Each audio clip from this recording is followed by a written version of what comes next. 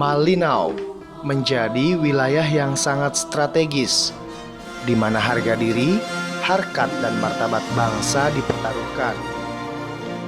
Kabupaten Malinau yang terletak di Provinsi Kalimantan Utara ini merupakan wilayah kabupaten dengan luas 39.799,90 km atau hampir setara 1,5 kali luas Provinsi Jawa Barat. Malinau memiliki 15 kecamatan dan 109 desa. 5 kecamatan berbatasan langsung dengan negara Malaysia. 6 kecamatan berada di wilayah pedalaman dan 4 kecamatan berada di wilayah perkotaan.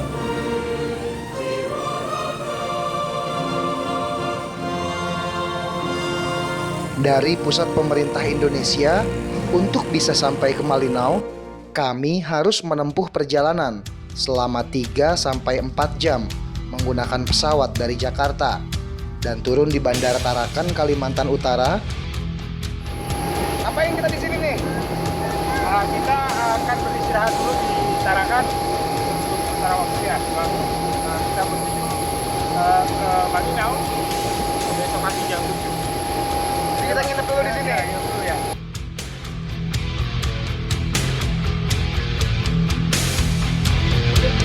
Kemudian mengganti pesawat menggunakan pesawat yang lebih kecil dan kembali terbang menuju Malinau. Oke pemirsa, kita mau berangkat ke Malinau sekarang.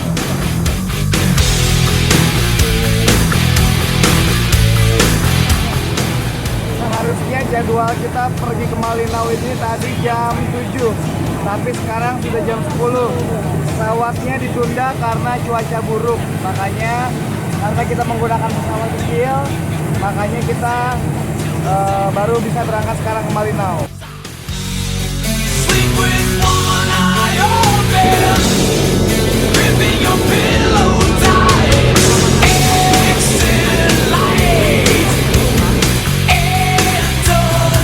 Akhirnya kita kembali lagi ke Malinau.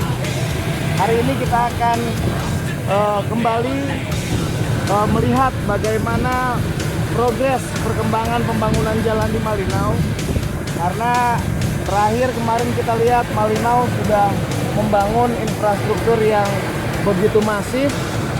Sekarang kita datang lagi untuk melihat perkembangannya, seperti apa pembangunan jalan di Malinau, sekaligus bagaimana gerakan desa membangun atau Gederma yang digenderangkan oleh Bupati Jansen ini berjalan. Ikuti terus liputan kami di Malinau.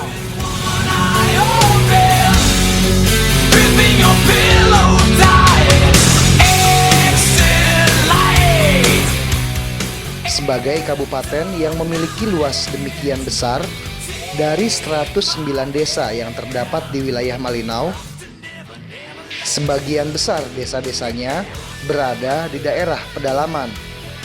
Selama ini, Kabupaten Malinau akrab dengan stereotip dan stigma terisolir, tertinggal, terbelakang. Terlebih perhatian dan bantuan juga tak pernah datang dari pemerintah pusat. Seperti misalnya Desa Longsulit, yang selama 71 tahun Indonesia merdeka, penduduknya hanya mengandalkan alat transportasi sungai untuk bisa menjangkau dari satu desa ke desa lainnya. Tak ayal jika lebih dari separuh jumlah penduduk Kabupaten Malinau yang mencapai lebih dari 60.000 jiwa saat ini masih tersebar di pedalaman hutan belantara Kalimantan. Mereka menjadi penduduk yang begitu terisolir dan sulit berkembang untuk mengikuti kemajuan zaman.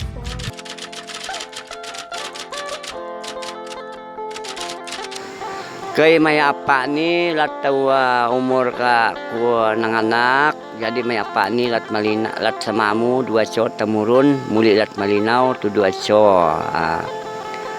Kunong na kay nalan macing tahun tuduk 56 50 iwa mulai kendaraan timpel lokme long barang.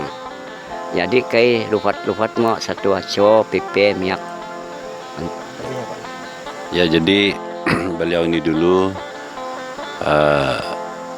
kalau turun ke Malinau ya ikut perahu dayung itu sekitar 7 hari ya. Ya, 7 Pulang 7 hari. ya pulang 7 hari.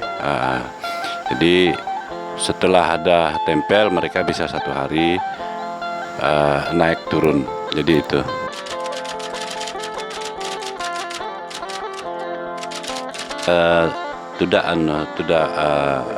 Tidak raga macing tunga biaya muyu. Jadi biaya kai lok tupa pipe mek Malinau ni pakai timpel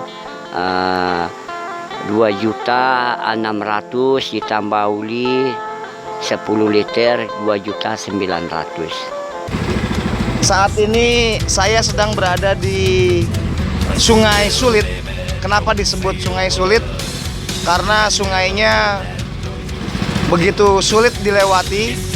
Karena hari-hari tertentu saja masyarakat bisa melewati Sungai Sulit ini. Begitu banyak jeram-jeram seperti ini yang menjadi tantangan keseharian masyarakat suku Dayak di Malinau, Kalimantan Utara ini.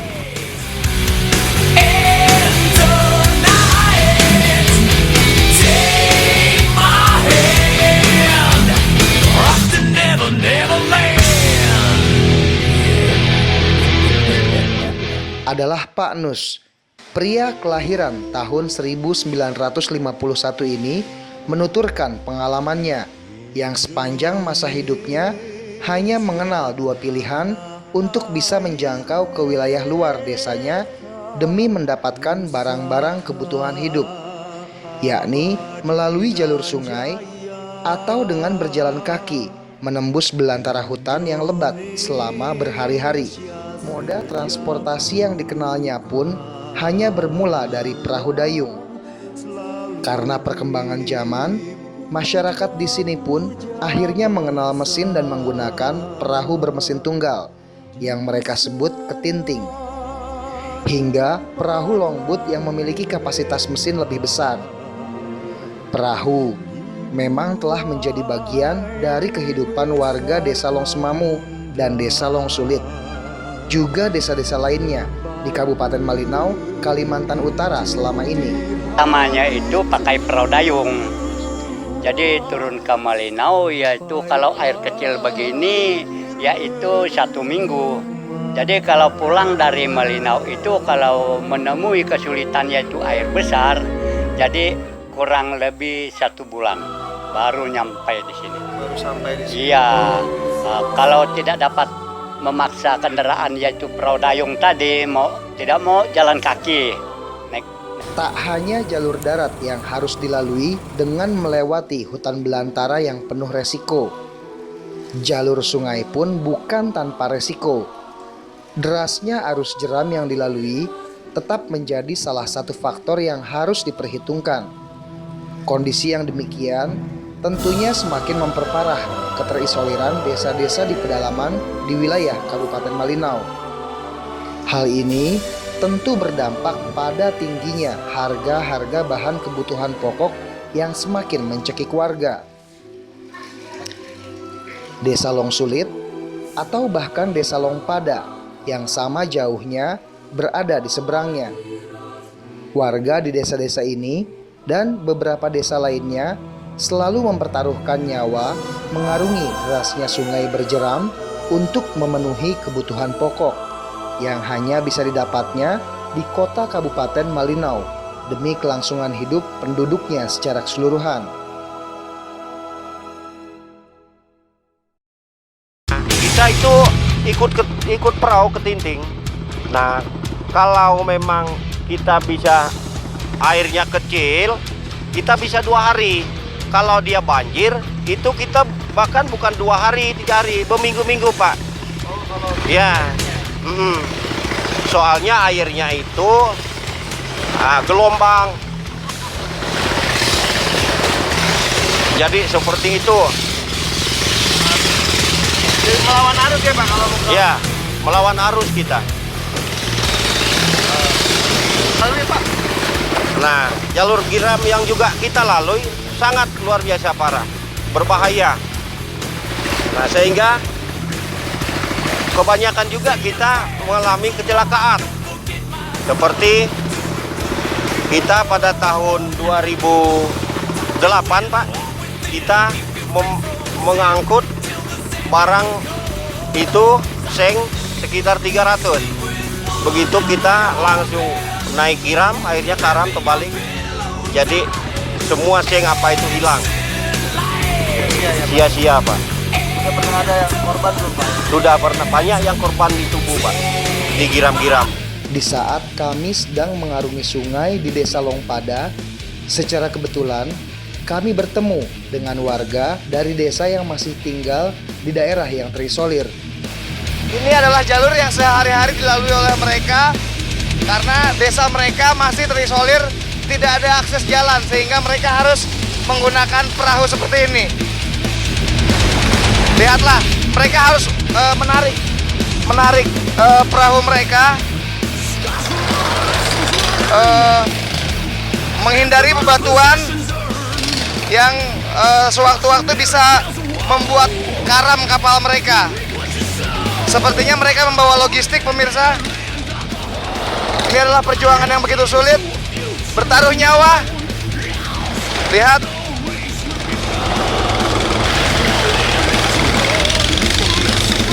Disinilah kita lihat gotong royong terjadi. Ini ada masyarakat dari desa yang membantu, dari desa Longpada yang ikut membantu agar perahunya bisa menuju ke tempat yang lebih baik. Jeram ini memang sangat sulit dilalui karena begitu banyak batu yang menghalangi di depan jalan, sehingga mereka harus turun dari perahu dan menariknya.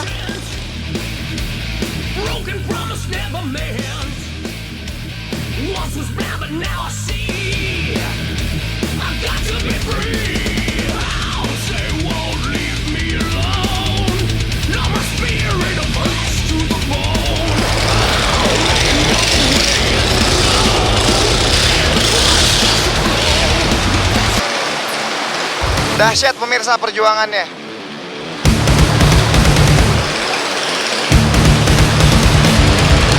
Di satu sisi mereka berjuang untuk menyelamatkan perahu mereka agar bisa naik dari jeram ini. Di sisi lain mereka, seperti bisa kita lihat, menyeroki air yang sudah mulai masuk ke dalam perahunya. Wajar jika mereka harus berhari-hari melakukan perjalanan dari satu desa ke desa lainnya. Kita lihat, ini adalah perjuangan yang biasa dilakukan oleh masyarakat Malinau. Ini adalah hal yang sangat menyedihkan, pemirsa, di saat Indonesia sudah memasuki era milenium, di saat tahun 2016 di mana era milenium terjadi, di mana globalisasi dan modernisasi terjadi, tapi di Indonesia dalam realitasnya masyarakat kita masih banyak yang terisolir dan harus menembus sungai melalui berbagai jeram untuk bisa bersosialisasi dengan desa-desa lainnya. Apakah ini yang disebut sebagai nawacita pemerintahan Jokowi JK? Kita lihat realitasnya.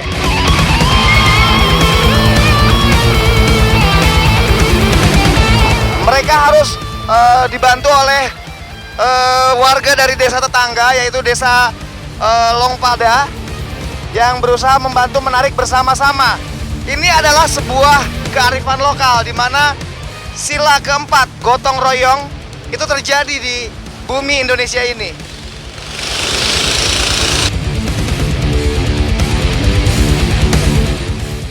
Lihat saja betapa gigih dan tak kenal menyerahnya perjuangan warga desa ini untuk bisa kembali ke desanya dengan menempuh dan mengarungi berbagai jeram yang begitu berbahaya. Sulitnya akses dari dan untuk menjangkau wilayah-wilayah pedalaman ini sudah barang tentu merupakan pekerjaan rumah yang tidak kecil bagi pemerintah Kabupaten Malinau. Bisa dibayangkan jika para jajaran pemerintahan kabupaten ini harus melakukan perjalanan berhari-hari untuk mengunjungi satu desa tertentu. Bupati nggak pernah kesini, termasuk saya. Karena jalan ke situ jauh kali, kita ngambil waktu bus itu harus cukup, paling tidak 4 hari pergi pulang saja. Kalau kita mau kalau rombongan banyak, ya pasti lebih dari 4 hari. Itu jalan kaki ya Pak ya? Kalau ke Tintin. Jadi sangat berat. Tapi kalau kita bisa bangun jalan, itu pasti bisa. Cuma persoalan sekarang itu akses ke dia itu mentok. Kalau ini kan saya berani ini karena ada aksesnya ke kecamatan lain. Kalau kita berhenti di sini, ya kita lihat kondisi kan. Ini puluhan miliar, bahkan ratus miliar bangun ini. Jadi harapan kai wak masyarakat semamu supaya alud ke Tinting lawan makai harus makai dalam darat wan lanjutkan masing lat long sulit mek long tamalang long berang nan sarang bang biau long pala long kabinu long makatip long simau tembus long barang na pian kai wak masyarakat lun bawang mentarang hulu amung kai pian nganok dalan arak mayak tipel bado mayak tipel mayak ketinting. Ya, jadi harapan masyarakat ini kepada Bapak Bupati supaya perahu ini jangan lagi dipakai.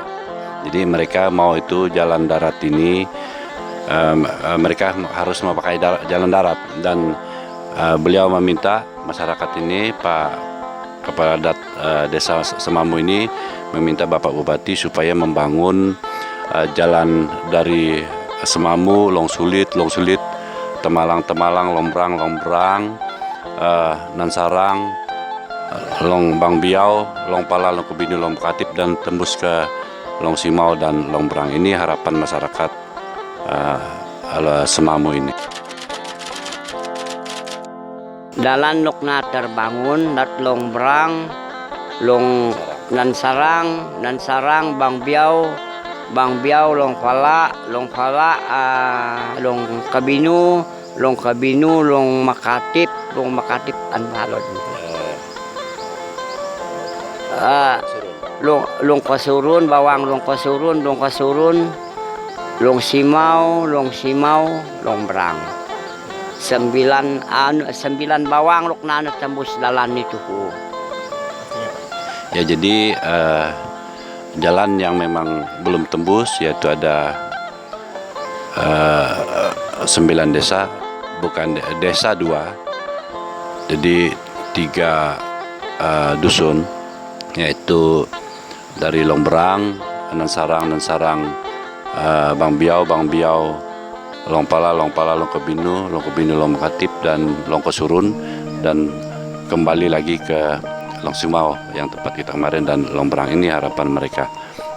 Ada satu yang ketinggalan tadi, yaitu dusun Long Bilang. Meskipun Bupati Malinau Bapak Jansen sudah membangun sekitar 1000 km jalan penghubung antar desa, namun dalam realitasnya hal itu masih menjadi PR besar bagi Bapak Bupati karena masih banyak jalan desa-desa yang terisolir. Ada sekitar 9 desa menurut Pak Camat yang masih belum terhubung oleh jalan, dan masyarakat masih harus melalui jalan sungai untuk bisa melakukan interaksi sosial dengan masyarakat satu dan masyarakat lain, ataupun dari masyarakat yang ada di desa-desa terisolir tersebut untuk menuju ke Kabupaten Malinau. Demikian dilaporkan Fahrudin Holik, Fatur Rahman, kantor berita.co.id mewartakan.